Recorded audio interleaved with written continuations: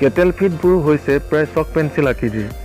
এই kettle feed বা পশু আহাৰ প্ৰস্তুত কৰোঁতে প্ৰথমে গৰুৰ পুষ্টিকৰ সামগ্ৰীসমূহ গুৰি কৰি পানীৰ ভাপত সিজাই চক পেঞ্চিলৰ দৰে সৰু সৰুকৈ আকৃতি দি গাইৰ বাবে বজাৰত আগবঢ়োৱা হয়। অসমৰ বাহিৰে আন কিছুমান ৰাজ্যত গাখীৰৰ সমবায় সমিতি, ইউনিয়ন বা ফেডাৰেশ্যন প্লান্টৰ কেটেল ফিডো বজাৰত উপলব্ধ হয়। অসমত বিভিন্ন ব্ৰেণ্ডৰ কেটেল ফিড পোৱা যায়। আপোনালোকে দানা মানে কেটেল ফিডৰ ভাল ব্ৰেণ্ড এটাৰ বাছনি কৰি ব্যৱহাৰ কৰিব পাৰে। এতিয়া আহোঁ এই ঘাঁহ, খেৰ, দানা, পানী আদি কি পদ্ধতিৰে ব্যৱহাৰ কৰিব। বিজ্ঞানসন্মত ৰেচন বেলেঞ্চৰ এই পদ্ধতিত গাইজনীৰ ওজন প্লাছ গাখীৰৰ অনুপাতে দানা, পানী, ঘাঁহৰ ব্যৱহাৰ কৰা হয়। প্লাছ গাখীৰ বোলোতে গাখীৰৰ বাবে কেটেল ফিডৰ এটা জোখ আছে, সেই জোখটো মই পিছলৈ কৈ আছোঁ।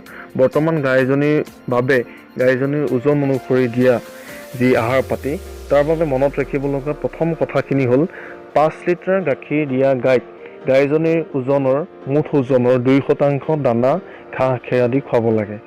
15 লিটাৰৰ ওপৰত গাখীৰ দিয়া গাইক গাইজনীৰ মুঠ ওজনৰ 2.5% দানা, খেৰ, ঘাঁহ খুৱাব লাগে। আৰু 25 লিটাৰৰ ওপৰত গাখীৰ দিয়া গাইক গাইজনীৰ মুঠ ওজনৰ 3% দানা, ঘাঁহ, খেৰ খুৱাব লাগে।